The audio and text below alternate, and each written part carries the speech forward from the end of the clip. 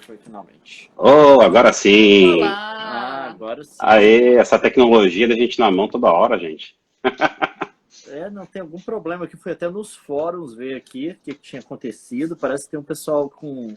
Tem um problema de conexão, tem um bug, a galera não consegue conectar em live. A gente Aí, sério? na minha conta eu não entro. Na minha conta é só na conta Nilce. A gente tá na conta Nilce aqui hoje. Que doido. Mas enfim, mas deu certo. Eba, finalmente. Tamo aqui. E aí, pessoal? E aí? Puta, saudade de vocês. Pois Ainda é, mais vai ainda saber mais agora, né? Quando será nosso encontro? E esse ano não vamos ter BlizzCon ainda, para piorar a situação, que era o nosso encontro forçado anual aí. Mas a gente vai falar disso em breve também. Poxa, estou muito feliz aí vocês terem aceitado bater esse papo comigo. E depois a gente vai resolver esse problema de chat privado que não funciona. Depois a gente vai descobrir a solução. Aqui... Ah, não, eu tô aqui, ó. Eu consigo ver, mas não consigo participar. Desculpa. Gente, que doido, né? E vocês não têm o ícone de câmera, então, no chat de vocês, Não, então? mas isso foi porque eu privei. A minha conta, ela é entendi. muito... Eu não privei, eu não tenho. Então não sei. Então Eu Você não sei foi? o que é. Aí Então eu procurando e a aqui, Nil somos coloquei. especiais, você não é especial, Leon, por isso. Não, tem uma galera aqui, ó, que o Instagram não tá mostrando a opção de video call, a galera um monte de fórum discutindo aqui. Vai ver, eu te privei, meu bem. Às vezes eu faço essas coisas. Pode ser isso. Não, mas tem um monte de gente com esse problema. Mas enfim, vamos começar, gente. Bom, o Instagram deve estar avisando aí a galera que finalmente começamos. Até peço desculpas que era para a call acontecer ontem, só que a gente teve um problema técnico e está acontecendo hoje, mas o que importa é que está acontecendo. E antes de começar, galera que já está aqui, ó, tem um aviãozinho aqui embaixo, aqui da nossa carinha aqui, das nossas carinhas. Não esqueça de usar o aviãozinho, chama os amigos aí, chama a galera que está assistindo televisão para vir assistir esse papo, que vai ser muito mais interessante, eu garanto para vocês. E também tem um outro ícone aqui embaixo, que é de interrogação. Não sei, o papo vai ser tão bom que eu acho que não vai caber nessa hora de limite que o Instagram impõe para a gente. Mas a gente vai tentar responder perguntas aí no final, se tudo der tempo. Mas, para quem não me conhece, meu nome é André, trabalho aqui para a Blizzard. E, poxa, eu conheço o Leon e a Nilce, conheci primeiro o Leon, depois a Nilce. Já faz aí mais, 10 anos, literalmente, né? Uma década que se conhece. 10 anos. Eu vou completar 10 anos anos. ano que vem. Então, exatamente. Ano que vem faz 10. Então, e a gente já se conhece há esse tempo todo e a Blizzard comemora justamente, foi ontem, né, o dia certinho, 10 anos de América Latina, 10 anos de Brasil. E eu falei, poxa, não tinha ninguém melhor para bater um papo nesse dia, nessa semana de aniversário, do que vocês dois, porque vocês estão com a gente aí desde que nós éramos desconhecidos, desde que vocês eram desconhecidos, e aí a gente, felizmente, evoluímos, né, com o tempo, ficamos, acho que, melhores do que éramos lá atrás, né? O Leon falando da Blizzard. Tem uma data aí, tem... Mas vamos começar. Eu tenho aqui um monte de perguntas, assim, para animar nossa conversa aqui, né? Infelizmente, não dá para ser uma conversa de bar ao vivo, que é o que essa comemoração mereceria, né? Mas eu acho que para chegar no ponto que eu quero chegar, eu queria que você contasse, Leon, a tua relação com games, cara. Você tem uma história muito interessante que você já me contou várias vezes, né? Do tempo que você morou nos Estados Unidos, como começou essa sua relação com games e com StarCraft, principalmente, né? O primeiro StarCraft, né? O primeiro é o Brood War. Foi o primeiro. Conta um pouquinho como foi essa experiência aí, quando você era adolescente, morando nos Estados Unidos, aí com o StarCraft, que acho que foi seu primeiro contato aí mais, digamos, dedicado, né, com o mundo dos games, e que te levou, obviamente, até onde estamos hoje, né? Sim, eu fui apresentado ao mundo do StarCraft, foi meio engraçado, porque eu fiz intercâmbio nos Estados Unidos, né, entre 99 e 2000. Aí, nesse intercâmbio, eu fiquei na casa de 3 famílias ao todo, mais 2 por um curto período de tempo e uma quase a duração inteira do meu intercâmbio. Eu fiz 1 ano de intercâmbio lá. Aí, da segunda família, que eu ia ficar 2 semanas só no treco de transição que a gente ia fazer lá, que o comitê lá a história é meio longa, o comitê lá do programa de intercâmbio teve problema no estado de Massachusetts, tiveram que era o maior estado na Nova Inglaterra, que era da região, aí tiveram que reposicionar todo mundo de Massachusetts em todos os outros estados, então estava todo mundo sobrecarregado, todos os outros comitês não tinham lugar para casa, aí eles pediram para eu ficar por 2 semanas numa casa, né, da família, até que eles iam encontrar uma outra para mim, né? E aí, nessa casa que eu fiquei 2 semanas, o pai e o filho jogavam esse jogo que eu não conhecia, que chamava StarCraft. Eles ligavam, o pai manjava de computador, né? Aí ele ligou os computadores à casa em rede, que casa com computador em rede na época era um negócio tipo assim, que nem, não existia, né? Mas ele tinha os vários computadores ligados e os dois jogavam juntos, jogavam em dupla. E eu achei aquilo sensacional, mas eu não podia jogar, que o único computador que eles tinham deixado eu usar era o que estava na sala, que era um 486. E eu acho que não rodava, tipo assim, o computador mais velho que eles tinham. Não, um 486 para 1999 era bem velho. E aí, depois aconteceu uma coisa muito curiosa, que depois eu fui para casa de uma família, a família que era mormon até. Aí teve uma noite de atividade na casa do bispo da igreja. E o bispo da igreja manjava de computador também. Uau. Então ele tinha um filho que meio que regulava de idade comigo. E ele montou uma noite para os jovens lá da igreja, né? E eu fui junto. Porque os dois irmãos da casa tinham 2 anos de diferença entre um e outro, e eu tava no meio, sabe? Um esquema desse. Então acabava que era todo mundo junto. E aí ele fez uma LAN party de StarCraft. Eu lembro que na época ele usou uma função que o StarCraft deixava você fazer, não era nem pirataria, na época, hoje isso nem existe. Você podia fazer uma cópia de um CD, uma cópia de uma instalação, para poder jogar em rede com outras pessoas com CD só. Então ele tinha uma versão, ele colocou tipo 7 computadores em rede. E aí a gente jogou. E eu não sabia o que eu estava fazendo, né? E eu sei que eu fui o último a morrer. Pro bispo da igreja. E aí eu achei aquilo sensacional, sabe? Eu achei aquilo sensacional.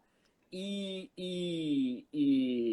aí, saindo de lá, a primeira coisa que eu fiz foi comprar um pacote que vinha com StarCraft Brood War, na época, eu acho que já tinha.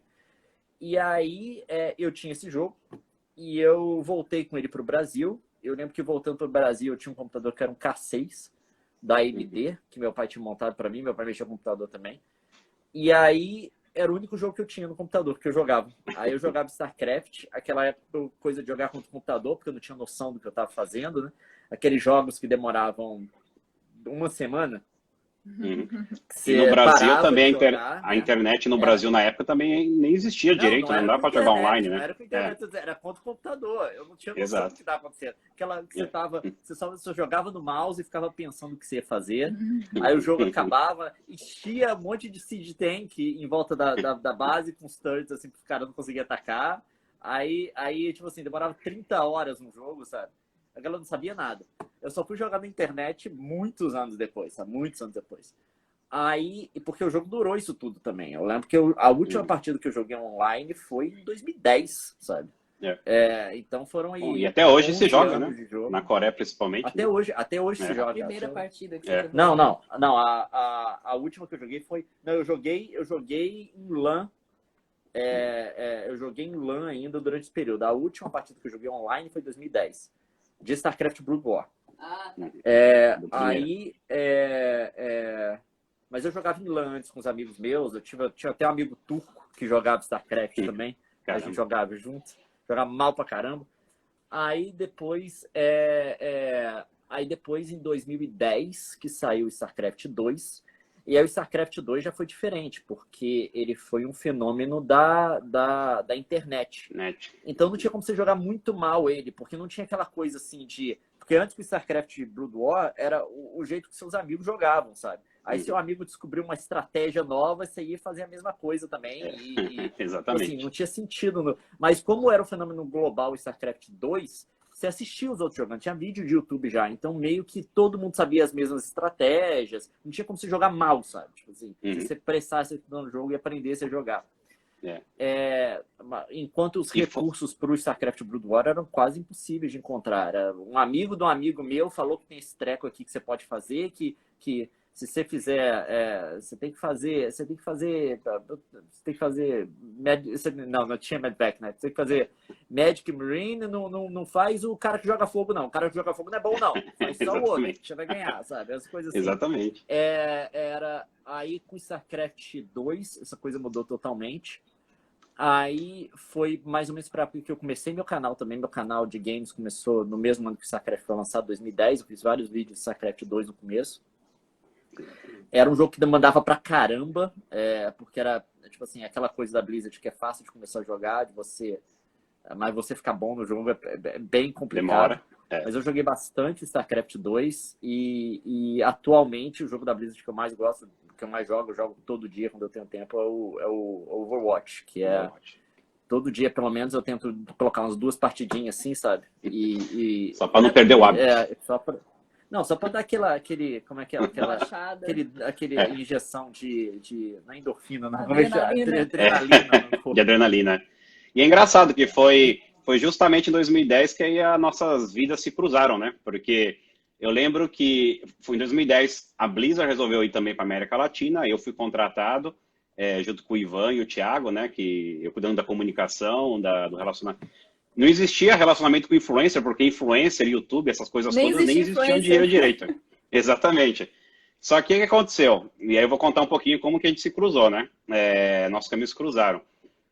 Eu sempre também fui gamer, sempre gostei de games e afins. Tenho a minha história aqui de StarCraft, eu não vou contar porque é longa, né? E eu quero deixar vocês contarem a história de vocês. Mas eu nunca trabalhei fazendo comunicação de games. Eu faço comunicação corporativa aí já faz 20 anos, mas na área de games era a primeira vez. E eu comecei a notar já quando eu comecei em 2010, e um trabalho que se faz, para quem não sabe, né? Quem faz comunicação corporativa, a gente monitora o que as pessoas falam das marcas, né? E a primeira coisa que eu fiz foi ver o que as pessoas falam da Blizzard no Brasil. E foi lá que eu comecei a ver pessoas citando cada vez mais pessoas anônimas que estavam fazendo conteúdo em vídeo para essa plataforma chamada YouTube, que ninguém falava e ninguém sabia o que era direito. E aí eu vi o seu nome, assim, eu vi o seu nome, Leon, assim, sendo citado várias vezes, porque você talvez era o maior produtor de conteúdo de StarCraft da época, que era um grande lançamento, né? Então seu nome era muito citado. Eu pegava as 1000 views por vídeo na época. Exatamente. Que era como se fosse 1 milhão hoje em dia, né? O 1000 na época era 1 milhão de hoje, né? E aí eu lembro que aí eu entrei em contato contigo para a gente se conhecer e você estava na Alemanha, fazendo mestrado. E eu lembro que você contou para mim, eu queria que você contasse um pouquinho dessa história também, né? E eu acho que aí você já estava com a Nilce também, né? Porque a Nilce estava no Brasil e estava fazendo mestrado na Alemanha. E eu lembro que você me contou que o canal começou meio sem querer, porque o mestrado, obviamente, exige muito, né, de qualquer um que... Eu fiz mestrado também na USP, eu sei o quanto exige. Mas naquela hora de relaxar, eu lembro que você começou a fazer conteúdo para o YouTube, até, acho que nos seus intervalos de mestrado, né, na Alemanha. Foi mais ou menos assim? Não foi. O negócio é que eu mudei o tema do meu mestrado para videogames. Eu fiz um estudo de videogame no mestrado, que eu peguei a minha tese foi sobre verificação dos russos na ficção ocidental com estudo de caso no jogo Call of Duty Modern Warfare 2, desse nível. Uau! E aí... Você não sabia? Eu tava fazendo negócio de teoria da integração regional europeia, eu tava muito entediado. Aí eu tava começando a ficar meio depressivo, falei, não, vou mudar. Eu mudei depois de 6 meses, eu mudei a tema da minha tese. E aí eu fiz sobre isso e eu tive que comprar um computador para poder capturar o jogo. O que acontece? Existe um ramo da academia também que é estudo sobre videogame, existe uma metodologia de como você descreve um jogo e tal. Tipo assim, eu tenho que explicar o que acontece no jogo. Quais são as metodologias necessárias. E aqui eu adotei, até explico na minha tese por quê, tal. É uma que eu precisava capturar o jogo todo, né? E depois eu tinha que descrever o que aconteceu e o porquê da minha decisão pessoal de cada coisa. Teve um capítulo que é a coisa mais monótona, mais maçante da minha tese, que é basicamente eu descrevendo eu jogando o jogo. Se você já viu um amigo seu que fica muito empolgado com alguma coisa de um jogo e ele quer te contar, imagina se ele tivesse que contar o jogo inteiro. É basicamente o que o pessoal que revisou minha tese teve que aguentar. E aí, como eu tinha um computador que já era bom o suficiente para isso, bom o suficiente que eu digo assim, eu comprei um computador menos pior que dava para fazer o que eu dava. Tipo assim, eu jogava em 720p e eu gravava o treco, tipo assim, a 20 quadros por segundo, sabe? E o monitor que eu tinha era um monitor de tubo, que um amigo meu tava jogando o computador dele fora, eu peguei o monitor dele, porque eu tinha dinheiro só pro desktop. Eu comprei o monitor só depois, tipo assim, quando nos últimos meses lá que eu comprei um monitor, que foi o meu primeiro monitor LCD. Era um monitor de tubo, na época já era mega velho isso, tipo assim, era um monitor de 2002, 2003 que ele tinha. E você que está assistindo a gente, você tem sorte de não saber o que é um monitor de tubo. Depois procura no YouTube para ver o que é. Tadinho, monitor de tubo era legal. Nossa, as taxas de atualização são boas, tá? A qualidade é boa, só que o peso dele era de matar, né, cara? Não, e ele arrumou para mim um 22 polegadas, que era gigante para padrão de monitor desse tipo. Então, tipo assim, a minha mesa, eu não sei eu não sei como é que ela aguentava, meio que dava dobrada. Eu comprei uma mesa barata no IKEA, que a mesa custou 20 euros o tampo, acho que foi 10 euros cada perna. E aí meio que, tipo assim, não aguentava nada. Mas o que acontece? Vamos lá. Aí, como eu tive que comprar esse computador, eu tinha um computador que era bom o suficiente, entre 1000 aspas, para gravar gameplay. E como eu estava lá à toa, principalmente foi no Natal do ano que eu não voltei para casa, né? Porque eu voltava só nas férias de verão, porque eu podia voltar uma vez só, porque era muito caro. E também porque eu tinha um desconto de passagem para estudante, que eu podia... mas eu tinha que voltar dentro de um ano da compra da ida, então eu sempre voltava no limite para passar as férias de verão no Brasil, as férias de inverno no Brasil, que eram as férias de verão de lá, e depois eu voltava. Mas eu tava lá no Natal, eu fiquei lá, eu tava sozinho, e aí eu decidi começar a gravar, vou fazer uma coisa de hobby, que eu já tava fazendo vídeo pro YouTube desde 2007. Só que eu fazia vlog, tutorial, essas coisas. Eu falei assim, vou criar aqui vou fazer um trap de gameplay com um computador aqui. E eu tinha esse canal secundário que eu tinha feito na época, que eu tinha feito upload de um vídeo de gameplay que eu gravei com o PSP do início do ano para ele. Eu só coloquei nesse outro canal, porque na época o videogame dava problema de direito autoral. Eu falei, vai zoar meu canal de vlog e tutorial. Então eu vou colocar nesse daqui que eu criei, que é o Coisa de Nerd. Que era CDN e Leon no começo, não? Não. CDN Ou já era Coisa de Nerd? Nerd? Era só no Twitter? Já era Coisa de Nerd. Ah, entendi. E aí eu coloquei nesse outro canal, comecei a fazer uns vídeos de videogame assim, de bobeira, principalmente nessa época que a faculdade estava de recesso. Eu tinha que arrumar alguma coisa para ocupar meu dia para não ficar o dia inteiro louco com a tese. E na época, esse processo de gravar e fazer esses vídeos era muito rápido, porque a gente meio que não editava, a gente só cortava uns cortes brutos na parte que deu errado, sabe? Aí, tipo, em meia hora você matava um vídeo. E aí eu comecei a postar esses vídeos de videogame, aí eu comecei a notar que começou a ter uma audiência para isso, e a galera me mandando mensagem pedindo mais. E na época não tinha periodicidade nenhuma de postagem. Eu postava um agora, aí passava um mês, não postava nada, e chegava um dia sem postar 3. Aí passava mais 2 semanas, eu postava mais um mês, não postava nada, aí ia lá, postava mais um vídeo. Mas aí eu comecei a ver uma audiência em torno do canal. E aí eu vi que a coisa começou a deslanchar. Isso foi mais ou menos para a época do fim da minha tese, que eu defendi tese início de 2011, março de 2011.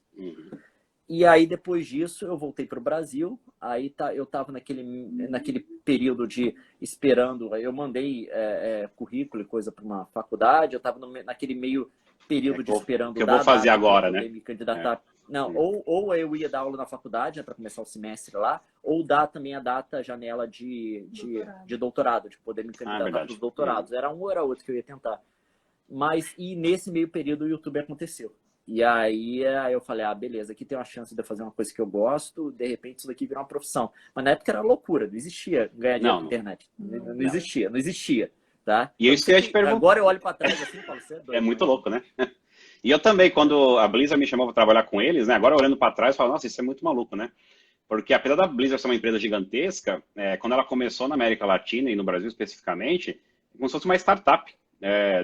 Tinham 3 funcionários, eu estava também numa empresa super bem, tudo, né? Eu falei, caramba, eu entrei nesse projeto. Ainda bem que nós dois resolvemos entrar sem pensar muito nos detalhes, né? Porque realmente quem não arrisca não cresce. Isso que eu ia te perguntar, Nilson, porque nessa época eu lembro... Bom, vocês já estavam juntos, né, nessa época, porque eu lembro que você já estava com o Leon quando ele estava na Alemanha, né?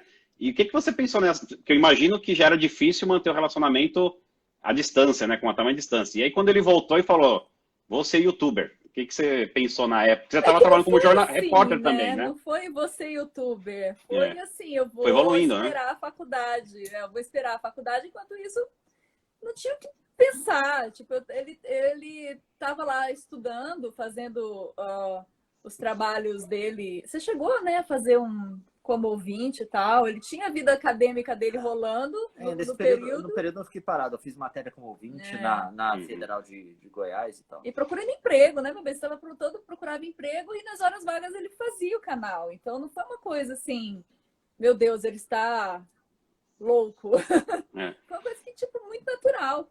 E quando aconteceu o YouTube, de fato eu parei, caramba, eu também sou meio maluca. Então, assim, a gente Vamos lá. não pensou muito nisso, não. Eu falei, vai embora. Eu segurava a barra.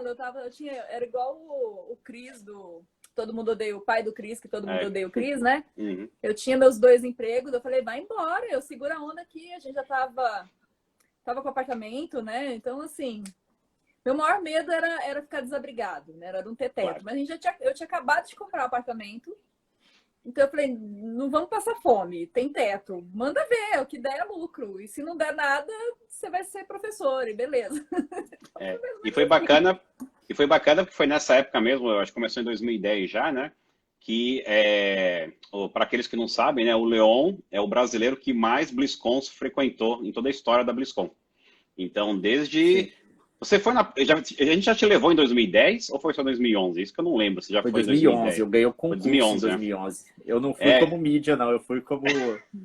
Teve um concurso, eu ganhei. Essa é uma boa história mesmo, teve um concurso de narrador de StarCraft, que o Leon se candidatou para ser narrador de StarCraft. Não foi do narrador, não. O meu foi eu tinha que falar sua memória com a Blizzard. Ah, é verdade. Aí eu contei lá meu negócio, né? E como era voto popular, eu já tinha uma audiência no YouTube. Foi a audiência que fez aí eu essa basicamente, rolar. eu falei, galera, se vocês quiserem me ajudar, aí eu recebi apoio muito grande da galera que assistiu o canal e aí as coisas aconteceram. Mas teve esse também só do concurso, né? Então o concurso foi depois disso, então? Na minha cabeça, o concurso foi... Não, o concurso é isso. O concurso foi isso. Foi o concurso. Foi por isso que eu falo, acho que foi em 2011. Eu acho que eram 2 categorias no mesmo concurso. E o dele Será foi... que era isso? Não. O de narrador de StarCraft foi depois. Essa não foi a minha, não. Tá. Pensei que você tinha participado na de StarCraft também. E a minha foi... a minha foi outra, foi de memória. Mas é engraçado, assim, porque é legal lembrar essas coisas aí de 10 anos para trás já, porque... Foram os primeiros recebidos do canal. Eu lembro quando chegou aquela caixa gigante de presente do Leon. Eu falei, meu Deus, era um kit, não era de... internet dá coisa de graça. Não, eu fiquei porque era um kit com microfone, não tinha umas coisas juntas também? Era um kit com um monte de coisa, não era? Era coisa muito legal. Foi um monte de teclado. É coisa muito teclado legal. tem LED. É verdade, era teclado com LED. Viu, André? As canecas estão me devendo até hoje. Tá? Sério? Tá brincando? Tinha 4 ou 5 canecas que vinham. Eu não ganhei as canecas. Pô, eu não sabia disso, já. Se eu soubesse, eu já... Bom, vamos conversar depois aqui pra gente resolver essas dívidas. Eu tenho outra dívida que eu preciso resolver contigo. A gente vai falar depois aqui, em particular. Mas vamos resolver rápido essa outra dívida, pelo menos. Mas foi engraçado. É legal lembrar essas histórias, porque apesar, assim, pela correria tanto, principalmente aqui da sua, Leon e Nilce, a gente já não, obviamente, não consegue falar assim no dia a dia, igual a gente falava lá atrás, e eu também com minhas correrias, né? Mas é engraçado que vocês são os influenciadores e o canal que eu mais sinto em conversas informais no dia a dia, sabia? Não sei, vocês não sabem disso. Ai, que lindo! Eu vou explicar por quê. Eu não sei se o Leon vai lembrar dessa história, mas eu vou explicar o porquê que eu sinto vocês, assim, constantemente em conversas privadas, tudo, né? E eu quero compartilhar essa história aqui, porque até a ideia de eu... a gente estava nessa live por conta dos 10 anos de Blizzard, né? Mas eu também comecei a fazer live com alguns amigos meus, contatos aí dessa história aí de 10 anos na internet brasileira, até para ajudar pessoas também, né, que estão começando a criar um canal agora, porque, gente, conversando com os melhores, vocês obviamente são um deles, né, tem tanto aprendizado que não está na internet, não está escrito que vocês têm, que eu pensei, poxa, eu preciso trazer isso à tona para compartilhar com mais pessoas. E aí a razão que eu cito vocês aí nas conversas informais é o seguinte: Você vai lembrar, Leon, que a gente levou você para ver o lançamento Hearthstone em Boston. Sim. Não sei se você vai lembrar dessa história aí. Eu lembro. E aí, então, a gente ia anunciar o Hearthstone, eu acho que, aliás, a gente levou você para Boston, mas a gente não sabia do que se tratava, porque o jogo não existia ainda, né? Então era uma surpresa. E eu lembro, se não vai ser, você vai lembrar disso. A gente chegou no hotel e você estava meio lá falando com o front desk, com a recepção. Eu falei, Leão, o que acontece aí? Que tá tendo algum problema aí com a recepção, tudo? Ele falou, não, é que eu encomendei umas coisas, né? E eu tô aqui resolvendo com eles, né? Aí quando eu fiquei lá com você para tentar, enfim, ajudar, e aí quando o moço trouxe as coisas, eram, sei lá, uns 10 pacotes, uns 10, 15 pacotes que você encomendou na Amazon, né? E eu lembro que naquela época, ainda assim, por mais que o Coisa já tinha sua audiência já, ainda não era o YouTube e esse universo de YouTubers não era tão grande igual é hoje, né? E eu falei, poxa, que legal, né? Ele já está ganhando o seu dinheiro, né, com o canal e ele está investindo toda essa grana, porque era tudo equipamento. Eu lembro que você comprou, era tudo equipamento para fazer o seu stream ficar ainda melhor do que você já fazia. E eu cito o teu caso justamente porque muita gente recebe o seu primeiro cheque do YouTube e vai gastar em besteira, vai fazer porcaria. Eu sempre cito o seu caso, porque eu lembro que você era um cara que, cara, todo o dinheiro que você tinha, que dava, você investia muito em qualidade, em equipamento, o seu canal, assim, ficar acima da média só do ponto de vista visual, só a pessoa batendo o olho. Então, me conta aí, por que você, enfim, resolveu desde o início, né, apostar na qualidade, investir tanto em equipamento, enfim, mas na qualidade geral do teu conteúdo, do teu canal. Assim, acho que nos primeiros 4 anos de canal eu reinvesti todo o dinheiro. Pelo menos os 2 primeiros anos, eu acho que tudo voltou para a qualidade do canal. O que acontece? Você tem que investir se você quiser levar o treco como profissão. Tipo assim, você não pode pegar... Nossa, eu preciso cortar meu cabelo urgentemente. Eu tô olhando aqui agora. Não. Tamo junto aí, não se preocupa, não. O que acontece é que você tem que reinvestir se você for levar o treco como profissão. Esse é um erro que eu vejo que muita gente comete, ganha o primeiro cheque do YouTube e gasta com qualquer bobagem. Compra bala. Não, eu lembro o cara comprou, tipo assim, ele... Vai entregar os caras. Não, tô com medo aqui, porque vamos identificar quem que é. Mas gastou com bobagem, tipo assim, comprou uma coisa de satisfação pessoal. Foi até num programa que o YouTube deu dinheiro pra galera poder... Eu nunca participei disso, mas já teve caso do YouTube financiar alguns canais, dar um valor pro cara reinvestir, e teve gente que comprou bobagem.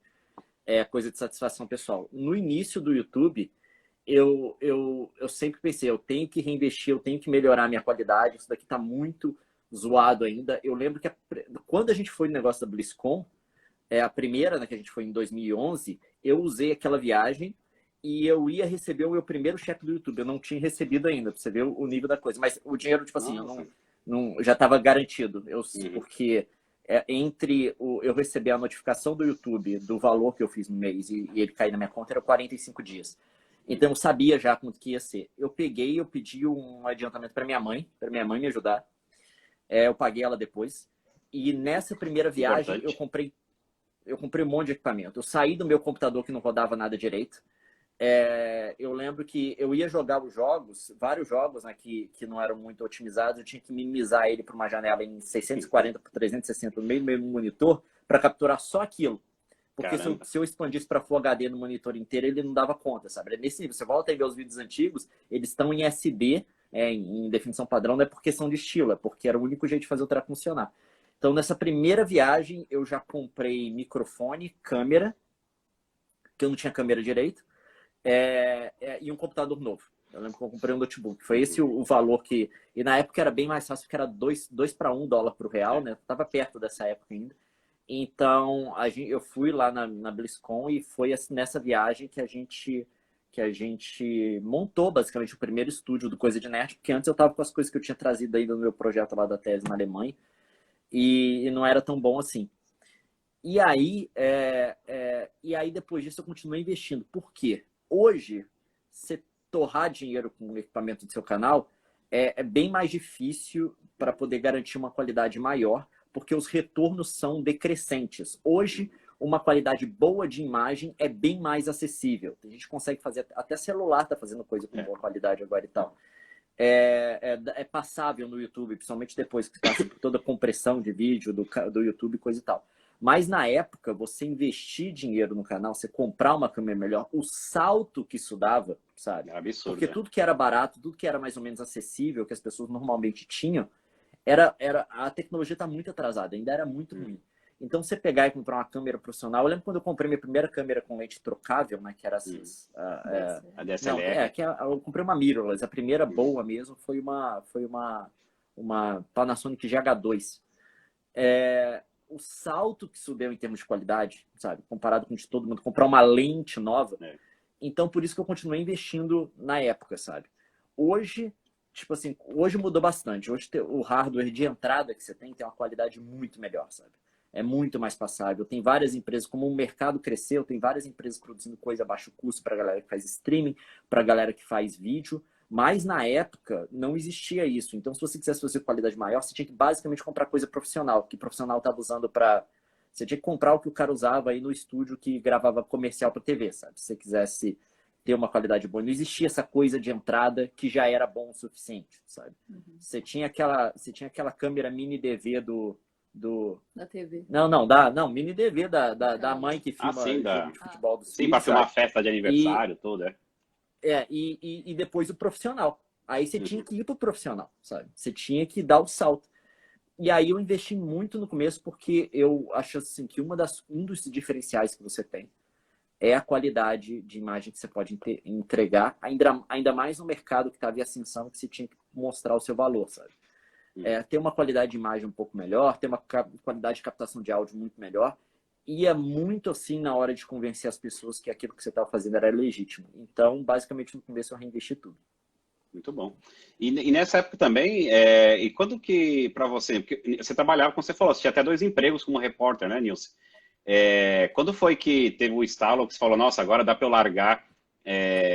Acho bom, imagino que deve ter tido 2 momentos. Primeiro a vontade de largar, porque eu também sou jornalista e jornalismo é uma coisa que a gente é muito apaixonado, né? É difícil, mesmo que a gente ganhe pouco, tá? A gente sofre pra caramba, e ganha pouco mesmo, né? A gente sofre muito mesmo.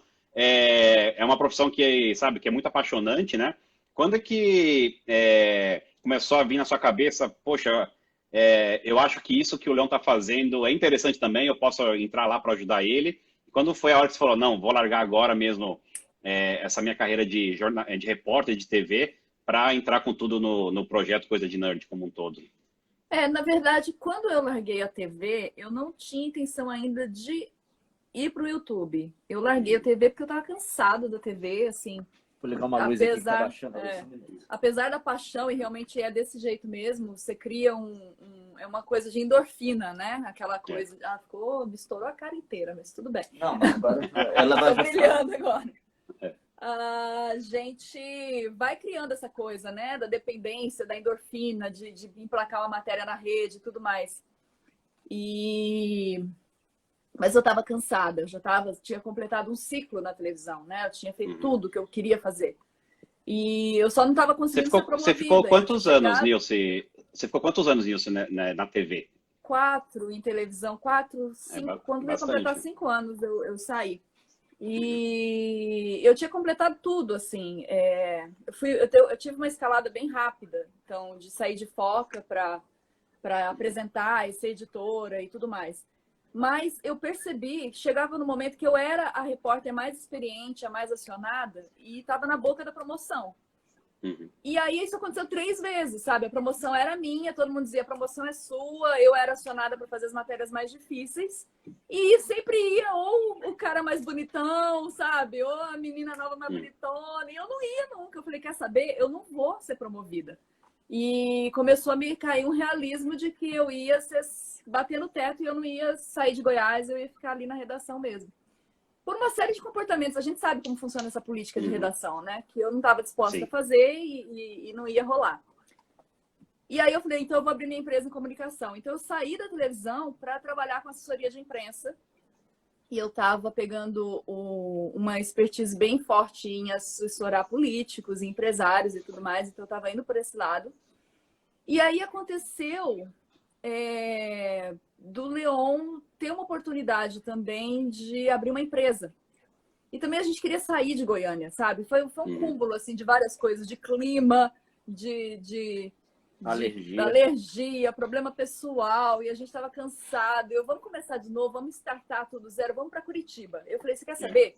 E como você sabe, jornalista tem uma clientela, né? Não dá para você começar do zero, ainda mais eu que queria ser assessora de imprensa. Eu tinha minha clientela, eu já tinha meu nome estabelecido numa comarca. Eu falei, não, vou começar de novo, então vamos começar fresco. Eu vou trabalhar como administradora do nosso negócio. A gente sabia já que aquele negócio não ia ser só produção de conteúdo, que ia ter todo um desdobramento comercial e tudo mais. E eu me dispus a aprender a lidar com isso.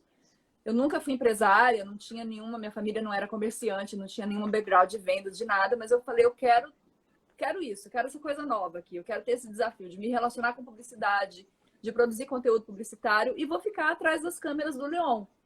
Ele bota a cara lá e eu cuido.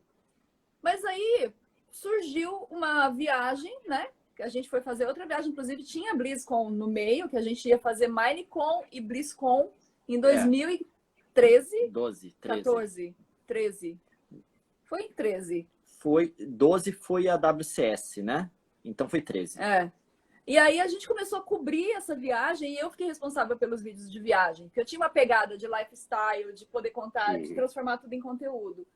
E aí a gente fez os vídeos foram muito bem. A audiência dos vídeos de viagem era compatível com a audiência dos vídeos de game.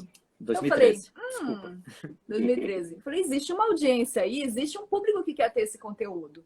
E a gente teve a ideia de criar o Cadê a Chave? E no início eram 30 episódios. Eu falei, vamos fazer uma experiência, vamos fazer 30 episódios, ver o que o pessoal vai dizer. E o canal explodiu. Aí eu falei, então tá, então eu vou cuidar da empresa e vou ter esse canal aqui secundário, sem compromisso, de comunidade. E aí acabou que virou o que virou, que é um canal de comunidade muito forte, né? Sim. Que hoje a gente não considera o Cadê a Chave mais secundário. O Cadê a Chave é um outro canal especial, voltado para o público, com público próprio, que nasceu assim, basicamente. Entendi. E eu vou aproveitar que você estava falando aí desse começo aí mais profissional, né? Que vocês falaram assim, nossa, vou profissionalizar aí o canal e viver disso, né? Tem essa pergunta que veio aí, que foi a maior dificuldade que vocês encontraram em todos esses anos no YouTube, né? E o que vocês acham aí? Que foi essa decisão de entrar no mercado que ainda era incipiente, né? Quando vocês começaram, de novo, não tinha muita gente ainda vivendo de YouTube, né? Desse trabalho de influenciadores. Foi mais a questão técnica? Foi o apoio da família? O que vocês acham que foi aí a principal dificuldade? Cada fase teve o seu momento, né?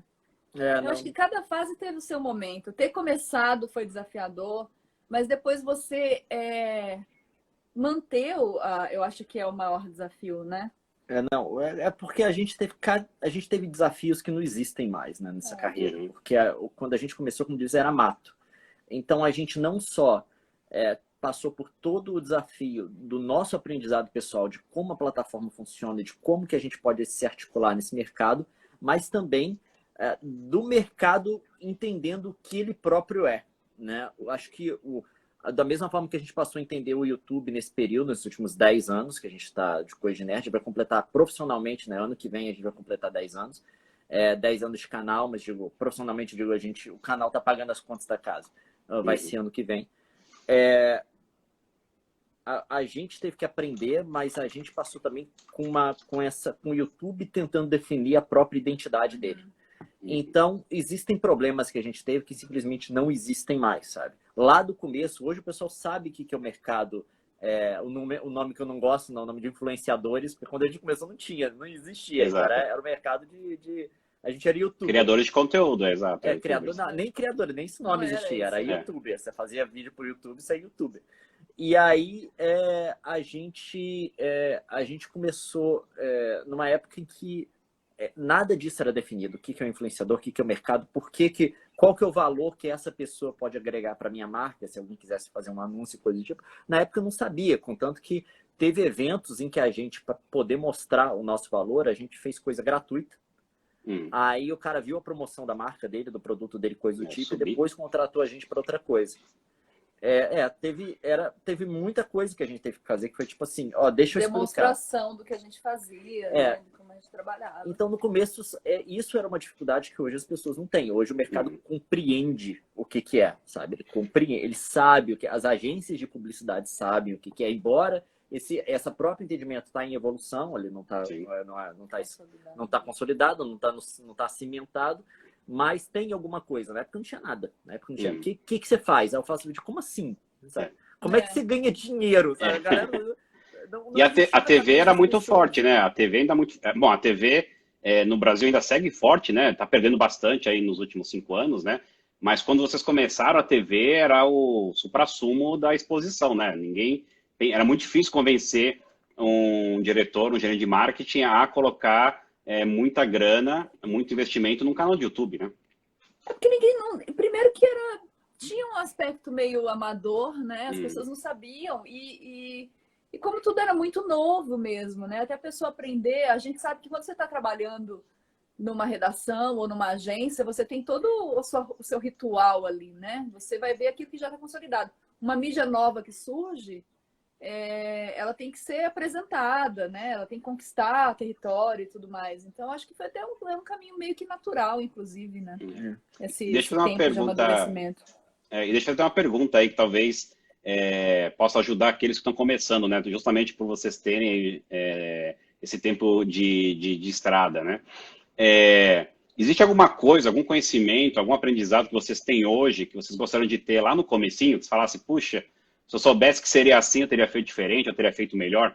Tem alguma coisa que vocês dominam? Eu lembro, vou dar um exemplo para ajudar aí, porque eu lembro uma coisa também que eu cito muito nas minhas conversas particulares, né, de como a história de vocês é um exemplo para qualquer criador de conteúdo, qualquer pessoa, qualquer marca de entretenimento, porque eu considero vocês mais do que influenciadores, mais do que criadores de conteúdo, vocês são uma marca de entretenimento, uma das maiores do Brasil. Eu lembro também que naquela época era muito comum youtuber fazer vídeo com palavrão. Quanto mais palavrão, mais besterol, melhor. E eu lembro, Leão, você contando para mim que você intencionalmente resolveu abolir palavrão, linguajar chulo dos seus conteúdos com o propósito intencional de subir o nível, né, do conteúdo que você produzia. Existe algum aprendizado, enfim, alguma coisa nessa linha que você gostaria de saber lá atrás que ajudaria a trajetória de vocês? Mas essa escolha não foi uma escolha também, viu, André? Porque, assim, do nosso feitio. Do feitio, né? A gente não é do nosso cultivo falar e tal. Se escapou alguma coisa no meu vídeo foi porque eu deixei passar na edição. Porque eu pessoalmente não falo, mas tenho... É verdade. Quando eu trago convidados. Pode ter escapado alguma coisa numa live, alguma coisa assim, mas... em geral, é uma coisa que... É muito natural. É natural pra gente e não tem nada no meu conteúdo que esse tipo de coisa agregaria, sabe? Então, para mim, eu só teria o ônus, se eu permitisse que a coisa funcionasse desse jeito, eu só teria o ônus sem nenhum bônus. Então, é mais... E também porque... Uma coisa que a gente tem aprendido? Então, e ainda mais porque eu sei que a repercussão que esse tipo de coisa pode ter, sabe? Tipo... ainda mais quando eu via, principalmente lá com os vídeos de Minecraft e tal, que tinha muita criança assistindo, sabe? Não tinha por que eu não me colocar no lugar do pai de uma criança que tá vendo também e falar, ó, isso daqui não vai ser legal. Eu acho que você tem que se adequar àquela coisa de com grande poder vem grande responsabilidade. Do Homem-Aranha. Porque, tipo assim, o que isso quer dizer é o seguinte, que você não escolhe ter responsabilidade. A partir do momento que você tem poder, a responsabilidade já tá sobre você. Então, a partir do momento que começou a ter uma audiência, principalmente a audiência mais nova nos vídeos de Minecraft, teve época assim, que a gente pegou 33% de pessoas até 17 anos. Hoje é menos. Tipo assim, era 1/3 do canal. Então, eu tenho que pensar, então, tipo, se eu fosse o pai dessa pessoa que está vendo, um pai, um responsável, eu gostaria de ver isso? Não. Então, é só a gente agir de acordo com o que a gente consegue projetar dos outros. Mas sobre a sua pergunta, eu acho que a gente teve uma vantagem, que a gente já entrou com uma experiência, né? A gente já tinha uma experiência de trabalho, já tinha uma experiência de vida, já tinha uma vivência. Entramos já casados, assim, com uma certa maturidade, né? Maturidade de vida, né? Também. E aí, boa parte das pessoas que começaram naquela época não tinham essa experiência. Então, a gente... se poupou e se preservou muito por conta disso também. O que acontece do YouTube hoje, e a galera tem que entender isso, não tem como, é do ser humano. Tem garoto que desponta no YouTube da noite pro dia com 15 anos, sabe? Claro que ele vai fazer bobagem, sabe? Claro. Claro que ele vai fazer bobagem. Tipo assim... Se tivesse internet na nossa época, aos 15 anos... Também. Acho que a galera muito rápido, principalmente para julgar essas pessoas, porque tipo, vocês têm que pensar, é uma criança, tá? Ela tá descobrindo como é que lida com a coisa da vida, e tem muita gente que tá olhando assim, da altura dos seus 30 e tantos anos, 40 e tantos anos, com tudo que aprendeu, olhando para trás e julgando essa criança, porque não tem o mesmo entendimento, conhecimento de vida que essa pessoa mais velha tem. Não tem como, sabe? A gente tem que, como é que fala? Tem que pegar leve com muita gente que tá aí, porque é uma exposição muito nova, muito cedo. A pessoa vai aprender, tá? O tempo vai chegar. Só que a gente sabe que muita gente de internet... E não tem como julgar, sabe? Tem muito garoto aí de periferia, gente que... Essa é a chance do cara, mesmo jovem, sabe? É a chance de ascensão social do cara num país em que a ascensão social é uma coisa extremamente complicada. Então não dá pra você virar para um moleque e falar assim, não faz isso que você tá fazendo agora, vai estudar, sabe? É importante estudar, você tem que manter, eu tô dizendo, você tem que continuar seguindo na escola, mas eu tô dizendo que não, é muito difícil você pedir para um garoto não se expor agora, não fazer tudo o que precisa fazer para conseguir essa ascensão social que o YouTube vai permitir, sendo que essa pode ser a única chance dele. A realidade urge, né? A realidade urge. E as pessoas vão fazer coisa errada, porque é natural da idade, elas vão fazer bobagem, vão dizer coisa que não deve. A gente já falou coisa que não deve, mesmo com toda a experiência que a gente tem, imagina a gente mais nova. Então, vamos pegar leve antes de julgar o pessoal, antes de pensar que todo esse mercado deve receber uma má reputação por causa da ação de um ou de outro, porque a gente está falando muitas vezes de pessoas muito novas, até menor de idade.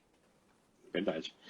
E nessa linha também, uma coisa que eu queria perguntar para vocês, né? Porque hoje vocês cada vez mais estão realmente se tornando, já são, né? Não estão se tornando quase um conglomerado de mídia, né? Porque vocês têm agora vários canais, né? E até o Recente Financeiro. E até quero que você contasse um pouquinho dessa iniciativa aí, o porquê dela e o que vocês pretendem, né, expandindo para essas várias verticais. É talvez um reflexo dos gostos que vocês têm, porque às vezes eu também tenho gostos, acho que todo mundo que é geek, nerd um pouquinho, a gente tem tantos gostos diferentes, né, que a gente fica aquele dilema, como poder falar das nossas paixões e como falar dos nossos gostos, sendo que eles são tão diferentes às vezes, né?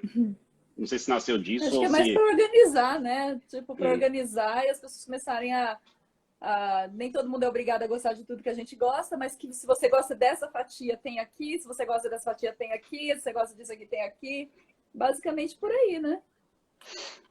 Em que sentido você está dizendo? Não, de organização de conteúdo, que o André falou, que a gente está produzindo pilares, vários não, produtos, da gente sim. Da gente o que a gente pensou é mais uma... Não é nem isso especificamente. A gente pensou primeiro...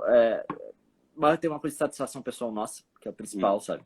No YouTube você tem que conseguir casar satisfação pessoal com necessidade profissional, porque você tem que saber gerir o seu cérebro, você tem que antecipar os problemas que seu cérebro vão ter. O cérebro tem que... o cérebro humano já antecipando os problemas que ele vai ter. Se você fizer uma coisa que você não gosta por muito tempo, eventualmente você vai entrar em burnout, você pode começar a ter problema e até coisas mais sérias, tipo depressão e tal. Então, você tem que tentar fazer coisas que te satisfazem pessoalmente também. E isso que é importante. Então, eu pensei primeiro nesse tipo de estrutura, por isso que eu criei até o República Coisa de Nerd, que é um canal de vídeos mais leves, mais fáceis, que é mais um negócio assim para a gente poder ventilar algumas coisas, sabe? É mais divertido, é menos tenso e mais divertido para a gente gravar. A gente tem uma equipe por trás, tem editores, tem um produtor e tal. Então, aí a gente colocou assim, aí é o momento de satisfação pessoal, que a gente liga a câmera e fala bobagem o tempo inteiro, assim. Tem uma equipe, sabe? Para poder pegar aquilo e transformar no vídeo. A gente não tem aquela tensão que tem, por exemplo, no Coisa de Nerd, de cada frase que eu falar, eu já tenho que antecipar a edição, sabe? E depois o produto final, se eu mesmo não editar, eu vou ter que revisar a edição de um editor e tem que estar todo o conteúdo que eu quero falar ali, coisa do tipo. O República foi basicamente um projeto pessoal que eu sugeri para a Nilce, porque eu queria um treco mais divertido, sabe? Pudesse ter isso também. Aí eu tenho um projeto muito sério, que é o Coisa de Nerd, que tem vídeo que demanda mais de semana para fazer. e eu tenho o República Coisa de Nerd, que é extremamente divertido de fazer, sabe? É bem parecido do jeito que como era o YouTube lá em 2012, que a gente tinha compromisso, sabe? Não sabia o que estava fazendo e ficava experimentando as coisas, sabe? E tal. E aí a gente tem o Cadê a Chave, que é o vlog pessoal. A Nilce cuida dele pessoalmente, principalmente da edição dele. É a Nilce que edita, tá? Quem a galera pergunta, quem que é esse editor aí que coloca uma nota no final? Tá aqui, ó. Ela edita tudo. É basicamente um projeto que ela cuida. Eu apareço lá para participar também. Oh, meu bem. Coadjuvante lá. E tem agora o financeiro, que a Nilce está fazendo, porque é o interesse pessoal dela também. E algumas coisas ali são interesse pessoal meu também, contanto que eu vou estar participando. É porque a gente fez um vídeo chamado Anti-Coach, no Cadê a Chave, há um tempo atrás, e a gente viu que tinha muita demanda das pessoas para a gente, com alguma experiência de mercado, poder jogar uma real, sabe? Porque existe muita coisa aí de... Você sabe, você golpe, pirâmide, tudo que... assim, que o pessoal abusa da boa índole do brasileiro, realmente é absurdo mesmo. E aí a gente criou esse canal e a Nilce está cuidando dele também, mas ele também tem equipe, também tem editor. A gente trouxe um amigo nosso para trabalhar, que é especialista na área, para trabalhar nele com a gente, que é o Luiz, e aí a gente segmenta isso de acordo com o nosso interesse pessoal, mas acaba que é uma segmentação também funcional, porque vira meio que uma segmentação também etária, um pouco, né? A gente tem um público mais jovem assistindo República Coisa de Nerd, a gente tem um público mais ou menos que regula de idade, assistindo Cadê a Chave, e o Coisa de Nerd, o República é o do mais novo. Só que tem um público um pouco mais velho também, principalmente de famílias e tal, no Cadê a Chave. E a gente tem esse público mais nichado, mais especializado, mais velho também, assistindo o financeiro. Então, isso funcionou tanto do ponto de vista de satisfação pessoal para a gente, quanto de uma coisa de estratégia também de negócio. Então, que foi muito bom, que é o melhor dos casos quando você consegue fazer. E é engraçado que você está falando isso tudo, né? E é uma coisa que eu tenho... tá aparecendo muito nas conversas que eu tenho aqui com outros influenciadores, criadores de conteúdo que eu já conversei, é que as pessoas não têm noção do o quão trabalhosa é a vida de um grande canal como o de vocês. Não tem fim de semana, não tem feriado, mesmo as férias de lazer, tem que estar produzindo conteúdo. Vocês conseguem contar rapidamente como que é um dia típico na vida do Leon e da Nilce, assim, de manhã até a noite, assim, mais ou menos?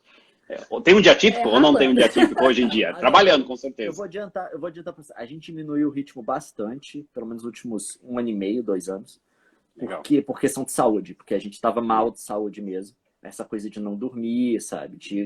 A gente estava se alimentando mal, a gente estava trabalhando demais, estava ficando estressado. Eu conto a história que a gente fez teste físico e os resultados foram horríveis, sabe? Eu tava com risco cardíaco e tal. E aí a gente diminuiu, mas teve uma época, pelo menos de 5 anos, aí, entre 2012, né, quando a gente começou, postava vídeo todo dia, aquela coisa, em 2012, 2017, que foi, tipo assim, foi completa loucura. Não recomendo isso pra ninguém.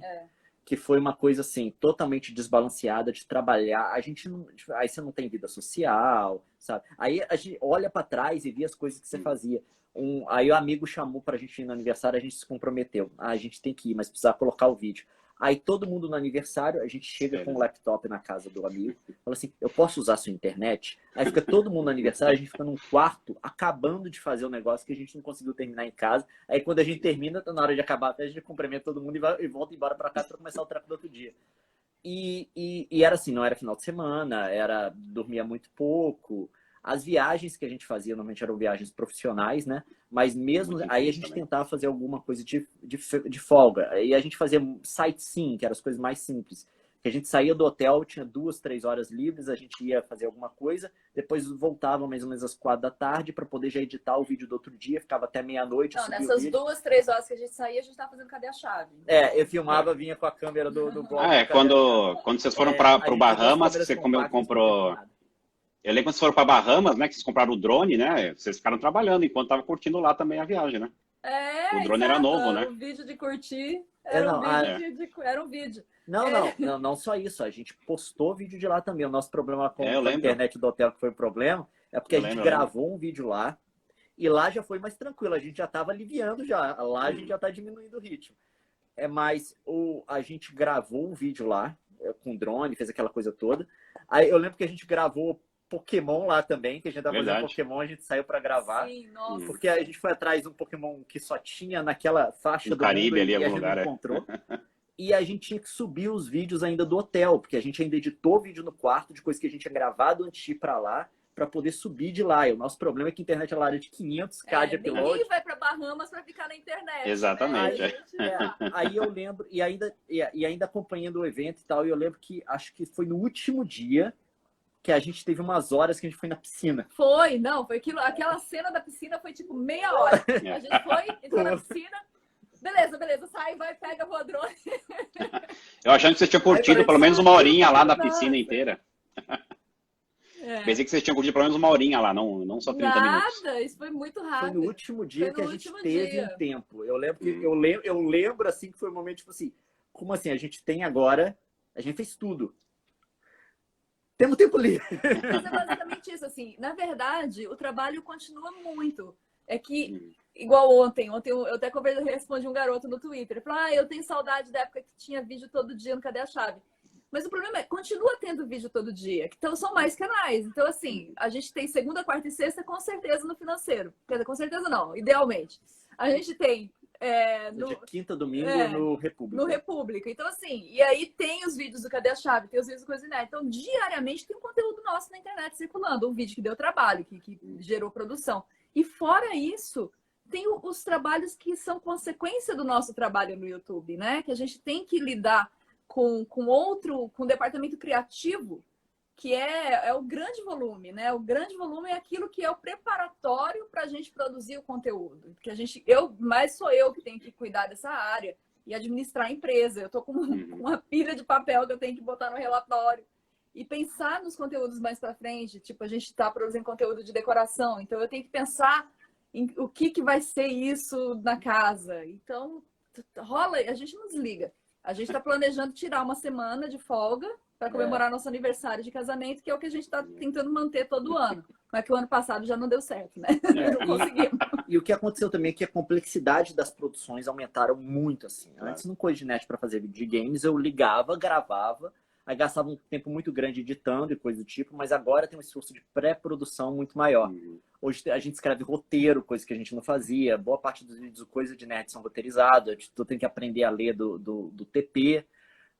Agora a gente trabalha com parceiros bem maiores que, tipo assim, demandam um tempo muito maior de preparação e um zelo muito maior com as coisas que você está fazendo, com o vídeo que você está fazendo. Aí você tem que mandar o roteiro para aprovação, isso daqui eu posso dizer dessa forma, tal. Aí tem todo aquele negócio de correção e coisas, tipo quando a gente vai fazer um spot, por exemplo, de uma marca. Então, hoje, pode parecer que o volume de trabalho diminuiu. Mudou, na verdade. Mudou, na verdade, a quantidade, como eles estão distribuídos pela internet. Pessoal, deixa eu só falar um negócio para você. Isso daqui que é uma live. Deixa eu só interromper rapidinho. O Instagram tá falando que vai me derrubar daqui 15 segundos. Então eu vou desligar e volto de novo para vocês entrar, a gente encerra. Tá bom. Tá bom? Deixa eu encerrar aqui. A gente já vai entrar, pessoal. Volta em alguns segundos. Pera aí. Voltamos, Eba, voltamos. Falamos demais, André. Isso, a gente fica sem falar e a gente demora muito. Mas então, conclui aí. Então, vamos lá. Eu vou falar, concluindo agora, capítulo 2, tá? Parte 2. O que acontece? Aí a gente tem essa produção mais distribuída entre canais e tem produções que demoram mais também. Do lado disso tudo, a gente está tentando tomar o trabalho como sendo uma coisa racional. Tipo assim, não é aquela coisa louca que a gente fazia antes, porque a gente quer viver muitos anos ainda. Então, a gente está tentando diminuir um pouco o ritmo, fazer coisa para lazer também. Por isso que eu tento encaixar pelo menos aí minhas 2 partidas de Overwatch todo dia para fazer uma coisa que não é trabalho, sabe? Tentando fazer essas coisas, tipo assim, de uma forma mais racional, de uma forma mais normal. E o que as pessoas precisam entender é que o valor de produção das coisas que a gente está fazendo aumentou bastante, sabe?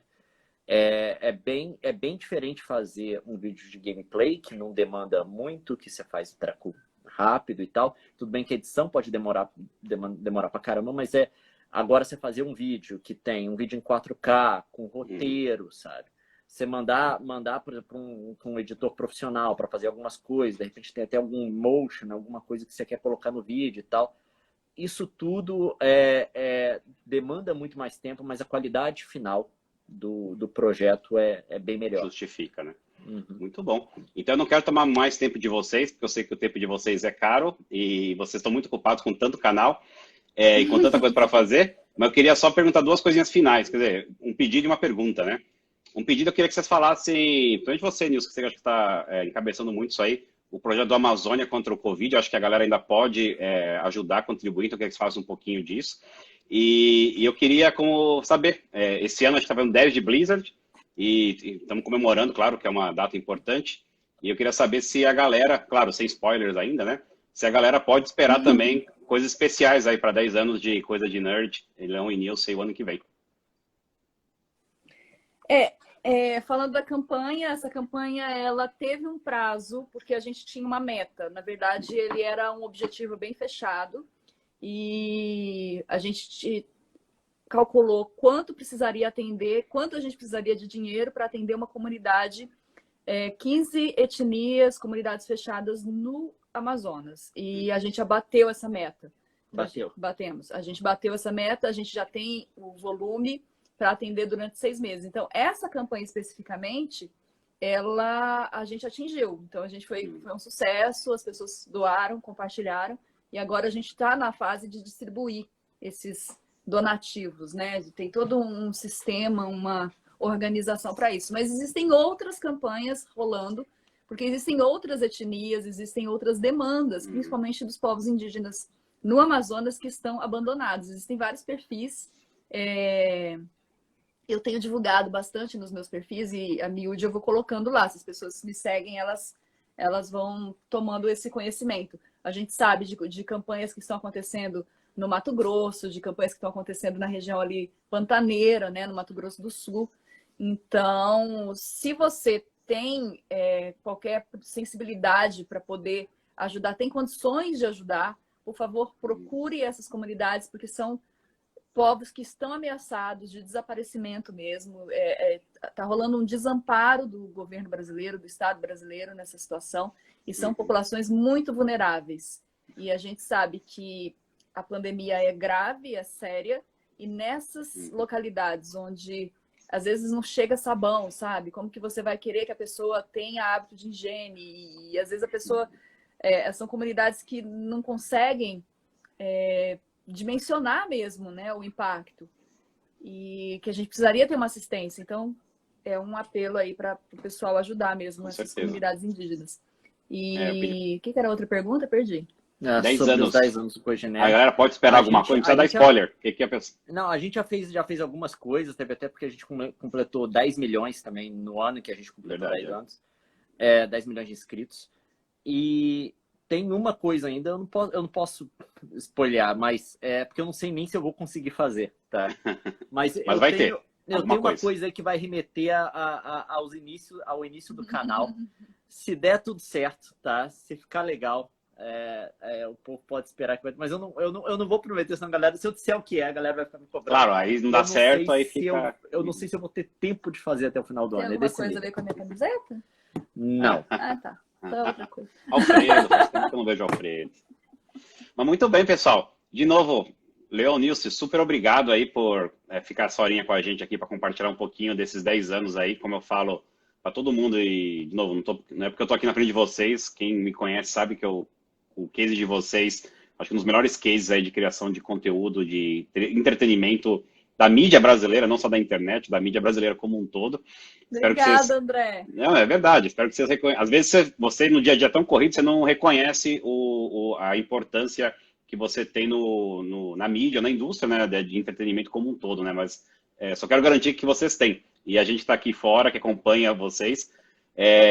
A gente admira muito, ainda mais eu que tive essa sorte de acompanhar vocês do comecinho até virar o que vocês são hoje, né? Eu fico muito orgulhoso e muito grato, né, de poder ter acompanhado toda essa trajetória um pouquinho mais próxima até do que muitas pessoas que não têm a oportunidade de conhecer vocês mais proximamente. Então, que venham mais 10 anos aí de coisa de nerd, de Nilson, de Leão e de Blizzard também, que venha mais 10 anos para todos nós aí. É isso aí, tamo junto. Obrigadão bom? pelo convite. Muito obrigado. E vamos tentar fazer outra antes dos 20 anos. Tá bom? Tchau, gente. Obrigado que acompanhou aí. Depois a live vai estar aqui no IGTV para quem não pôde ver.